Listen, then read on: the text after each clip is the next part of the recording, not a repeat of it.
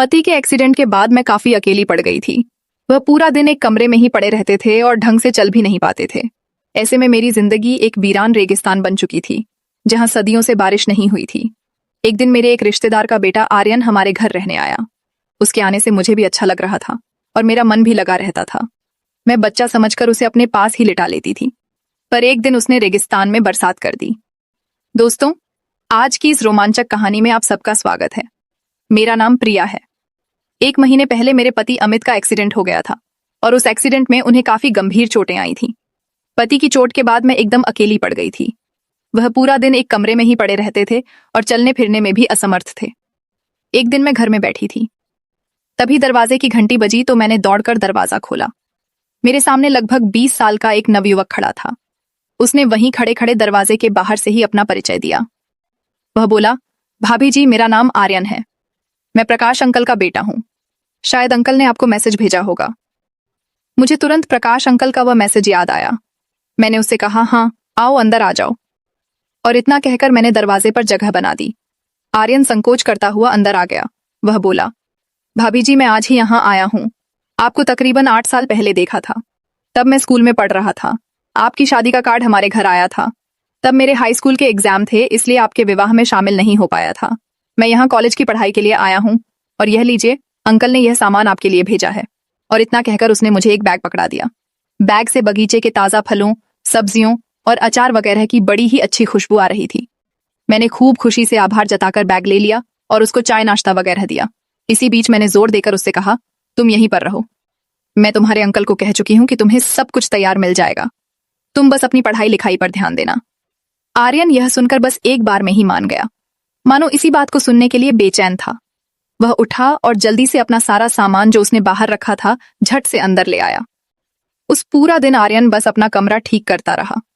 कुछ ही देर बाद वह यहाँ अपनापन महसूस करने लगा था, मगर उसका दिल यहाँ इतनी जल्दी लग जाएगा ये मैंने सोचा ही नहीं था। अगले दिन आर्यन को मैंने अपने पति अमित से मिलवाया। आर्यन ये सोचकर हैरान रह गया कि कमाल है, कल दोपहर से रात तक इनकी कोई आवाज तक सुनाई नहीं दी। इस घर में भाभी के अलावा कोई और इंसान भी रहता है, यह मुझे महसूस तक नहीं हुआ। मैंने आर्यन की सोच में सावधान डालते हुए कहा, दरअसल बात यह है कि इनका एक गंभीर एक्सीडेंट हुआ था और तब से यह बेड पर ही पड़े रहते हैं। यह दिन भर तो सोते रहते हैं और रात भर जागते रहते हैं, मगर कल शायद ज्यादा दवाइयों की वजह से वह दिन भर और रात भर सोते ही रहे। दिन कुछ ऐसे ही गुजर रहे थे। मैं आर्यन के आने से बहुत खुश थी। 2 लोगों के इस सुनसान घर में कुछ रौनक सी आ गई थी। आर्यन स्वभाव का काफी अच्छा था और मेरा बहुत ख्याल रखने लगा था। एक रोज की बात है कि मैं किचन में काम कर रही थी और गाने गुनगुना रही थी। तभी आर्यन रसोई में आकर मेरा हाथ बटाने लगा। मैं हंसकर बोली, आर्यन, तुम अभी बच्चे हो, तुम्हारा काम है पढ़ना और सिर्फ पढ़ना। तुम ये सब काम मत करो। जवाब में उसने कहा, हाँ भाभी, पढ़ना तो मेरा काम जरूर है, मगर मैं इतना भी बच्चा नहीं हूं। मैं पूरे 20 साल का हूं। मैंने आश्चर्य से आर्यन की ओर देखा तो वह बोला, हाँ भाभी, मैं अब कॉलेज में पढ़ता हूं। अब मैं बच्चा नहीं रह गया। यह सुनकर मैं बिल्कुल चुप हो गई। एक दिन बातों ही बातों में आर्यन मुझसे मेरे पति अमित के बारे में पूछने लगा कि उनको क्या हो गया था, ये एक्सीडेंट कब और कैसे हुआ था। मैंने उदास होकर कहा, पहले वे बिल्कुल फिट थे और हमारा सारा कारोबार वह अकेले ही देख रहे थे। सब अच्छा चल रहा था और हम हंसी खुशी एक साथ रह रहे थे। फिर एक दिन कुछ ऐसा हुआ कि जब वह कारखाने से वापस घर लौट रहे थे तो रास्ते में उनका एक्सीडेंट हो गया। उस एक्सीडेंट के बाद से हमारी जिंदगी और घर के हालात दोनों ही बदल गए। उनको पैरों पर काफी चोटें आई थीं। सब इलाज करा लिया है, पर वह अभी भी ढंग से चल नहीं पाते हैं। फिलहाल तो उन्हें 2 कदम चलने में भी पूरे 10 मिनट लगते हैं, इसलिए वह ज्यादातर अपने कमरे में ही रहते हैं। सप्ताह में 3 दिन फिजियोथेरेपी कराने वाला आता है और बाकी समय में वह फिल्में देखते हैं और किताबें पढ़ते हैं। डॉक्टर ने कहा है कि समय लगेगा, पर वह धीरे धीरे ठीक हो जाएंगे और आराम से चलने लगेंगे। आर्यन ने यह सुनकर उनकी तरफ देखा। वह जानता था कि हमारी शादी को मुश्किल से 5 साल ही हुए होंगे। वह बोला, भाभी जी, आपकी शादी को तकरीबन 5 साल ही हुए हैं ना? मैं बोली, हाँ 5 साल हो गए हैं। वो बोला, मुझे भी याद है भाभी, उस समय मेरे एग्जाम चल रहे थे और इसीलिए मैं आपसे मिल भी नहीं पाया था।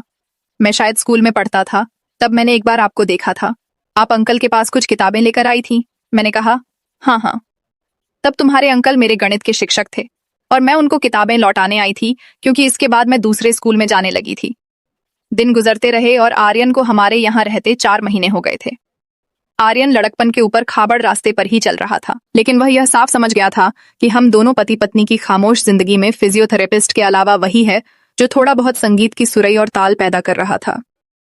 आर्यन मुझसे नज़कियां बढ़ाने की लगातार कोशिश कर रहा था और मुझे भी इतने दिनों से कोई सुख नहीं मिला था, तो मैं भी उसकी तरफ खींची चली जा रही थी। हम दोनों काम से फ्री होने के बाद काफी समय एक दूसरे के साथ बिताया करते थे, साथ बैठकर खाना खाया करते थे और धीरे धीरे करीब भी होते जा रहे थे। मैं अब उससे प्यार करने लगी थी और मुझे पता था कि वह भी मुझसे प्यार करने लगा है, क्योंकि अब हमारे बीच का रिश्ता परवान चढ़ता जा रहा था।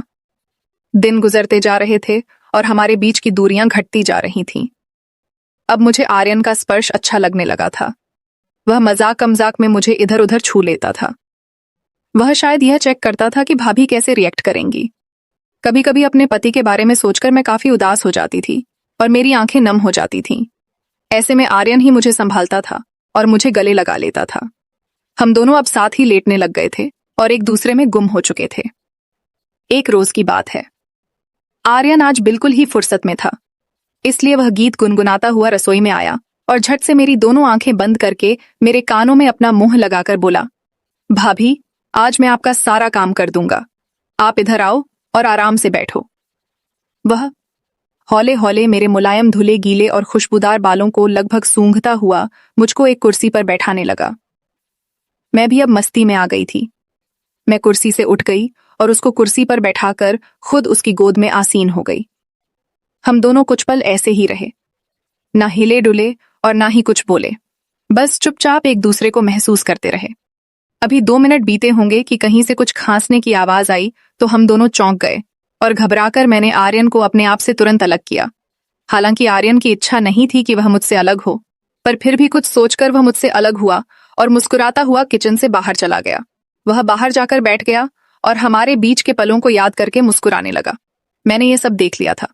मैं उसके पास जाकर बैठ गई और उसके गाल पर एक हल्की सी चपत लगाकर और दूसरे गाल पर मीठा सा चुंबन देकर उठ खड़ी हुई।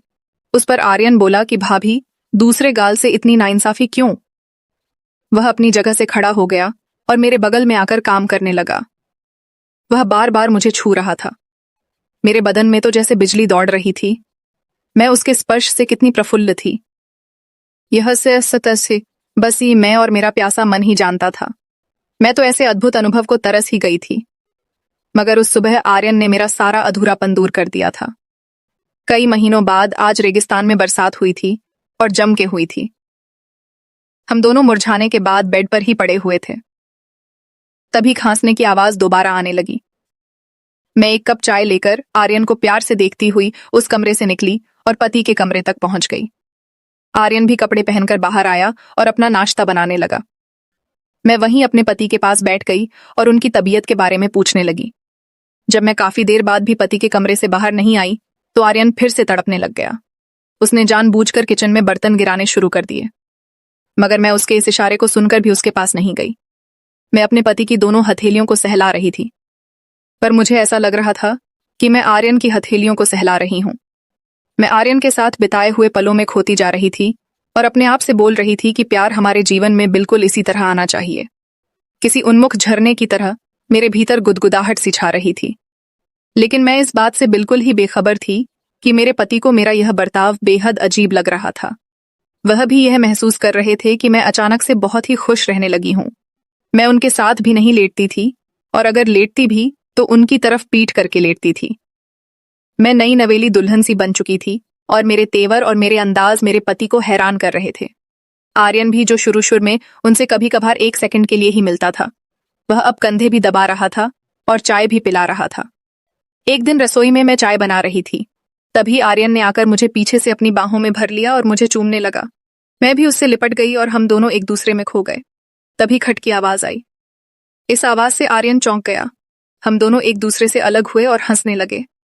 आर्यन के प्यार को पाकर मैं बहुत खुश थी।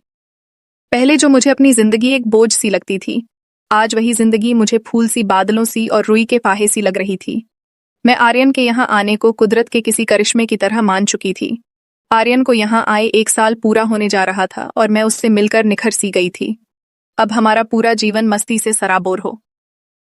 दोस्तों, पहले पार्ट में आपने नेहा की अकेली जिंदगी और आर्यन के आने का किस्सा देखा। अब नेक्स्ट पार्ट में क्या होगा, ये जानने के लिए वीडियो को लाइक करें, चैनल को सब्सक्राइब करें और बेल आइकन दबा दें। जल्दी मिलते हैं।